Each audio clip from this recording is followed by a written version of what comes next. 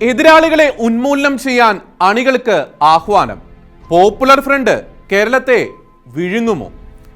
കോഴിക്കോട് കടപ്പുറത്ത് കഴിഞ്ഞ ദിവസം നടന്ന പോപ്പുലർ ഫ്രണ്ട് മഹാസമ്മേളനം പരമ്പരാഗത നിലപാടുകൾ വെച്ചു പുലർത്തിപ്പോരുന്ന മോഡറേറ്റ് ഇസ്ലാമിക സമൂഹത്തെ ആകമാനം ചോടിപ്പിച്ചിരിക്കുകയാണ്.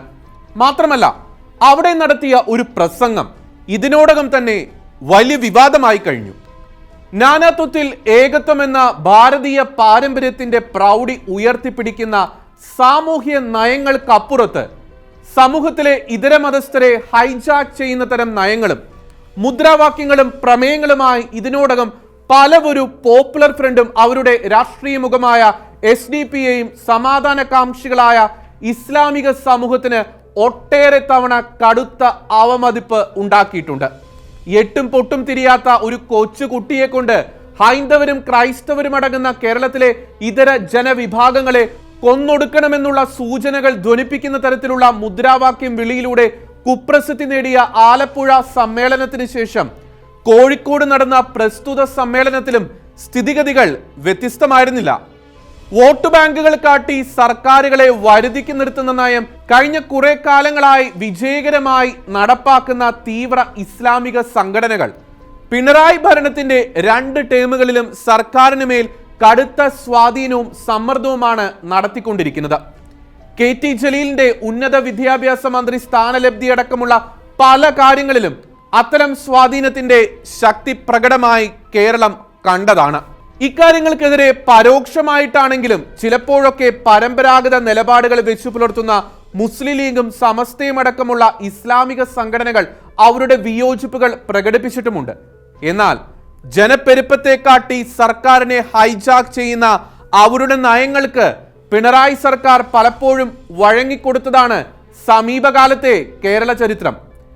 മാധ്യമപ്രവർത്തകനായ KM ബഷീറിന്റെ ഘാതകനായ IAS-കാരൻ ശ്രീരാം വെങ്കിട്ടരാമനെ ആലപ്പുഴയിൽ നിന്ന് തെറിപ്പിച്ചത് തന്നെയാണ് ഏറ്റവും ഒടുവിലത്തെ ഉദാഹരണം. അഫ്സൽ ഖാസിമി എന്ന പോപ്പുലർ ഫ്രണ്ട് നേതാവ് കോഴിക്കോട് നടന്ന സമ്മേളനത്തിൽ സമൂഹത്തിൽ കടുത്ത മതസ്പർദ്ധയുണ്ടാക്കാൻ വേണ്ടി അവരുടെ മതഗ്രന്ഥത്തെയും ഹദീസുകളെയും ഉദ്ധരിച്ച് വിദ്വേഷാത്മകമായി പ്രസംഗിച്ചു. തെരുവിൽ കിടന്ന് തല്ലുകൊണ്ടിട്ട് ആത്മസംയമനമാണെന്ന് പറയുന്നതിന് പകരം എതിരാളികളെ ശക്തമായി നേരിട്ട് ഉന്മൂലനം ചെയ്യണമെന്ന് ആഹ്വാനം ചെയ്യുന്ന ഈ തീവ്ര മതചിന്തകന്റെ പ്രസംഗം നല്ലവരായ ഇസ്ലാമിക സമൂഹത്തിലെ മിതവാദികൾക്ക് കടുത്ത അവമതിപ്പാണ് ഉളവാക്കിയിരിക്കുന്നത്. അതിനിടെ ആ പ്രസംഗം തികഞ്ഞ പ്രവാചക നിന്ദയാണെന്ന് ചൂണ്ടിക്കാട്ടി ആ പ്രസംഗത്തിനെതിരെ ഇസ്ലാമിലെ മിതവാദത്തിന്റെ വക്താക്കളും ഖുറാൻ പണ്ഡിതരുടെ സംഘടനയുമായ സമസ്തയും മോഡറേറ്റ് ഇസ്ലാമിക സമൂഹത്തിലെ പ്രബുദ്ധരായ പലരും രംഗത്ത് വന്നു. ഖാസിമിയുടെ പ്രസംഗം പ്രവാചകന്റെ വാക്കുകളെ ദുർവ്യാഖ്യാനം ചെയ്യുന്നതാണെന്നും ഖുറാനെ പറ്റിയുള്ള അസംബന്ധമായ ഈ വ്യാഖ്യാനം പ്രവാചകനെ പറ്റിയുള്ള ഇല്ലാവചനമായി അവർ കണക്കാക്കുകയും ചെയ്യുന്നുവെന്ന് അവർ വ്യക്തമാക്കി. ഖാസിമി നടത്തിയത് രാജ്യത്തിന്റെ മതേതര മൂല്യങ്ങൾക്ക് എതിരാണെന്നും ഇസ്ലാം വിശ്വാസികളായ യുവജനങ്ങളിൽ പ്രതികാര ചിന്ത വളർത്തുന്നതാണെന്നും അതുകൊണ്ട് തന്നെ പോപ്പുലർ ഫ്രണ്ട് മാപ്പ് പറയണമെന്നും മിതവാദികളായ പലരും പരസ്യമായി തന്നെ ആവശ്യപ്പെട്ട് കഴിഞ്ഞു. എന്നാൽ സമ്മേളന നഗരിയിൽ തടിച്ചുകൂടിയ ജനത്തിന്റെ ബാഹുല്യത്തിൽ ഭയപ്പെട്ട് നിൽക്കുകയാണ് ഭരണകൂടം. കേരളത്തിലെ മറ്റേത് മുസ്ലിം സംഘടനകൾക്കോ പാർട്ടികൾക്കോ സംഘടിപ്പിക്കാനാകാത്ത വിധത്തിൽ ജനം ആവേശത്തോടെ ഈ തീവ്ര സംഘടനകളുടെ പിന്നിൽ അണിനിരക്കുന്നു. അതിന്റെ അർത്ഥം തീവ്ര ആശയങ്ങൾ പേറുന്ന ഒരു വലിയ ജനസമൂഹം മുസ്ലിം മതത്തിൽ ഉരുത്തിരിഞ്ഞു വരുന്നു എന്നുകൂടിയല്ലേ? ഭയക്കണം കേരളം ഈ സാഹചര്യങ്ങളെ. കേരളം തീവ്ര മതചിന്താഗതിക്കാർ വിഴുങ്ങാതിരിക്കാൻ കനത്ത ജാഗ്രത പുലർത്തണം. പോപ്പുലർ ഫ്രണ്ടിന്റെയും SDP-യുടെയും നീക്കങ്ങൾ തീവ്രവാദപരവും ഭീകരതയ്ക്കും കലാപങ്ങൾക്കും കൊലപാതകങ്ങൾക്കും ആക്കം കൂട്ടുന്നതുമാണെന്ന് ചുരുക്കം ചില മാധ്യമങ്ങളെങ്കിലും ധൈര്യത്തോടെ പലതവണ വിളിച്ചു പറഞ്ഞിട്ടുണ്ട്. പോപ്പുലർ ഫ്രണ്ട് നേതാവിന്റെ കലാപാഹ്വാന പ്രസംഗത്തോടെ ഇപ്പോൾ അക്കാര്യങ്ങൾക്ക് ഒരു സ്ഥിരീകരണം കൂടി ലഭിച്ചിരിക്കുകയാണ്.